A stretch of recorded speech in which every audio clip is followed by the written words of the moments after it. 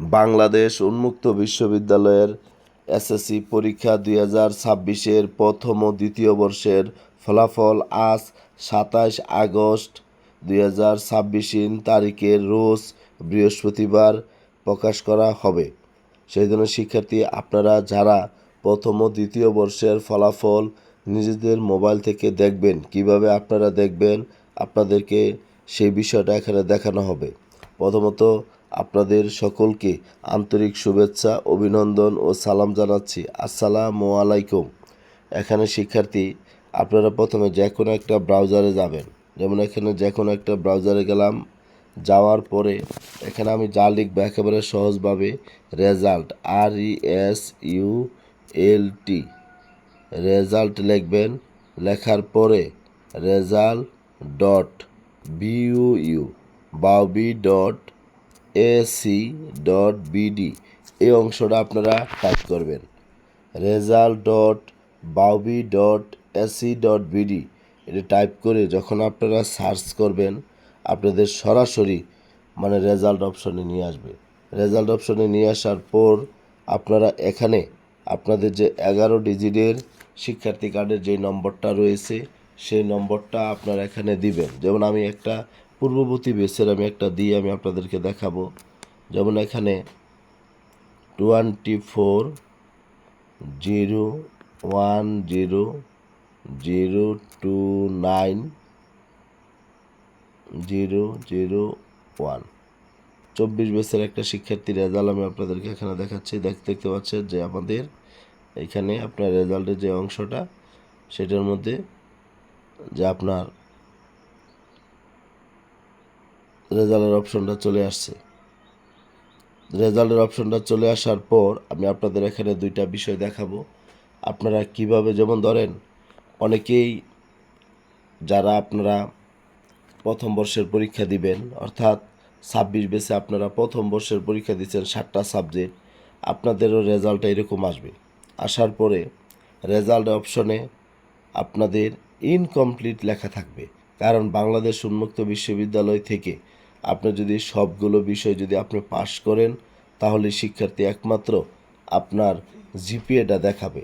আর যারা প্রথম বর্ষের সাবজেক্টগুলো পাশ করবেন, শুধু আপনাদের এরকম পাস দেখাবে। কোন সাবজেক্টে এ প্লাস পেয়েছেন, কোন সাবজেক্টে সি পেয়েছেন, কোনটায় বি পেয়েছেন, শুধু এই অংশটা দেখাবে। আপনাদের জিপিএর গড়টা ইনকমপ্লিট থাকবে, কারণ আপনারা শুধুমাত্র প্রথম বর্ষের সাবজেক্টগুলো পাশ করেছেন।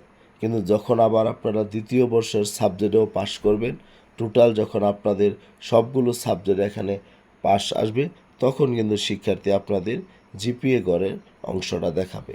তাছাড়া আমি আরও বিষয় বলবো। যেমন এখন আরেকটা রেজাল্ট যদি আমরা এখানে দেখি, যেটা কমপ্লিট, যেমন ধরেন এখানে আরেকটা রেজাল্ট হচ্ছে 230100290001।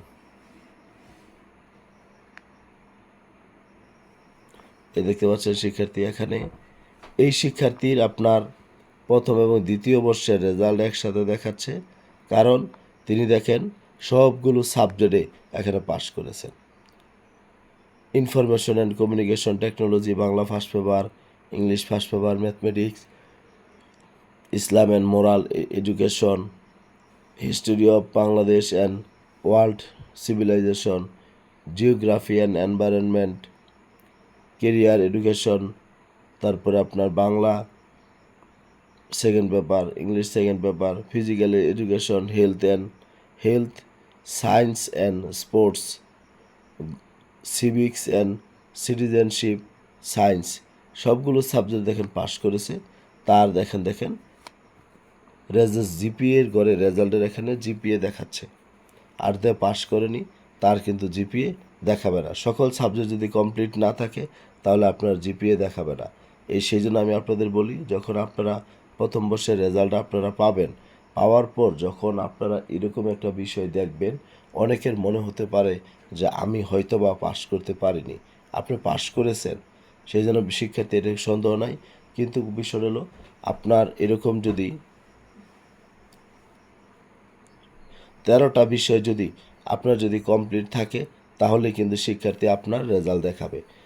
যে শিক্ষার্থী অপশনাল না নিবে তার হলো 13টা সাবজেক্ট, আর যদি অপশনাল নেয় 14টা সাবজেক্ট।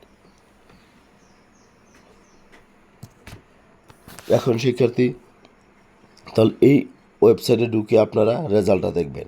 এবার দেখেন নিচে কতগুলো অপশন দেখাচ্ছে। আপনাদের রেজাল্টটা পাওয়ার পর আপনার যেই সমস্যাটা আপনারা অনুভব করবেন, প্রথমত দেখবেন যে এবি লেখা। এবি মানে কি? অ্যাবসেন্ট। আপনি ওই কোর্সে বা ওই বিষয়ে বা আপনার ওই ইয়ারে আপনি অ্যাবসেন্ট।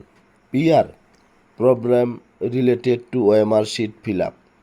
আপনাদের যখন পিআর আসবে তখন আপনাকে বুঝতে হবে আপনি যেদিন পরীক্ষা দিয়েছিলেন সেই দিন ওএমআর শিট পূরণে আপনি কোনো ভুল করেছেন, সেই জন্য আপনার কোনো ডেটা খুঁজে পাওয়া যায়নি, সেই জন্য আপনার পিআর লেখা চলে আসছে। আর আরপি মানে expelled in the respective course, মানে সংশ্লিষ্ট কোর্সে যদি আপনি বহিষ্কৃত হয়ে থাকেন। আর ডাব্লিউএস মানে হলো উইথ হেল্ড, আর আইসি মানে ইনকমপ্লিট। বিষয়গুলো আপনি দেখতে পাচ্ছেন। আর এনএ মানে হলো নট অ্যাপ্লিকেবল, প্রযোজ্য নয়। আর এক্স মানে নো গ্রেড রিসিভ। এখানে দুইটা বিষয়।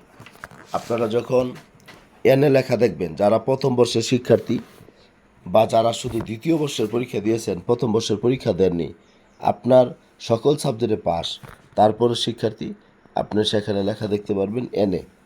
আর যারা প্রথম এবং দ্বিতীয় বর্ষের 13টা অথবা 14টা বিষয়ে পাস করেছে, তাদের যদি এনএ বা এক্স লেখা থাকে, এনএ যদি লেখা থাকে, তাহলে শিক্ষার্থী আপনাদের সমাধানটা হবে আপনারা সবাই এই রেজাল্টের কপিটা প্রিন্ট করে বাংলাদেশ উন্মুক্ত বিশ্ববিদ্যালয়ের গাজীপুরে বোটবাজারে পরীক্ষা বিভাগে যোগাযোগ করবেন। দেখবেন আপনার তড়িৎ গতিতে আপনাদের এই সমস্যাটির সমাধান হয়ে যাবে। তারপরও শিক্ষার্থী যদি আপনারা কারো কোনো রেজাল্ট আপনারা যদি না দেখতে পারেন, অবশ্যই আপনারা আমাকে হোয়াটসঅ্যাপ নাম্বারে মেসেজ দিবেন, আইডি নাম্বার দিবেন। আমি আপনাদের রেজাল্টগুলো দেখে আমি আপনাদেরকে জানাবো।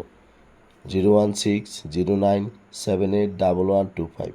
তবে শিক্ষার্থী আরেকটা বিষয় জানায় রাখি, আপনারা যারা বাংলাদেশ উন্মুক্ত বিশ্ববিদ্যালয় থেকে এসএসসি পাস করবেন, উন্মুক্ত এইচএসসি ভর্তির লাস্ট ডেট হলো 31শে আগস্ট।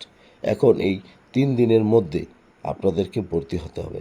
ভর্তি হওয়ার জন্য আপনারা যদি এখানে প্রথম বর্ষে আপনারা যদি অপশনাল সাবজেক্ট না নেন, তাহলে শিক্ষার্থী আপনাদের 4,523 টাকা খরচ হবে। আর যদি আপনারা অপশনাল সাবজেক্ট নেন, তাহলে শিক্ষার্থী 5,286 টাকা প্রয়োজন হবে। 4,523 টাকা আর অপশনাল সহ, মানে যদি 7 বিষয় পড়েন, তাহলে 5,286 টাকা। আপনারা যারা ভর্তি হতে চান, আমার ইউটিউব চ্যানেলে ভিডিও আপলোড করা আছে, আমি প্রয়োজনে সেই লিঙ্কটা আমি আপনাদেরকে দিয়ে রাখবো। আপনারা সবাই এই সময়ের মধ্যে ভর্তি হবেন। অনেকে বলবেন যে স্যার আমরা সার্টিফিকেট পাবো কোথায়, মার্কশিট পাবো কোথায়? এখন আপাতত আপনি 31শে আগস্টের মধ্যে শুধু আপনার এই রেজাল্টের আপনার জিপিএ এবং এই অংশগুলো দিয়ে আপনারা শুধু ভর্তির কাজটা সম্পন্ন করবেন, পরবর্তীতে বাকিরা আপনারা করবেন। যাই হোক শিক্ষার্থী, অনেক কথা বলেছি, কিন্তু আপনাদের এই বিষয়টা জানার প্রয়োজন ছিল। আমি ব্যক্তিগতভাবে অসুস্থ, সেই জন্য আমার জন্য দোয়া করবেন, আমি যেন সুস্থ হয়ে আমি আপনাদের কাজগুলো সঠিকভাবে করতে পারি। সকলের সুস্বাস্থ্য দীর্ঘায়ু কামনা করি। সবাই ভালো থাকবেন। আসসালামু আলাইকুম।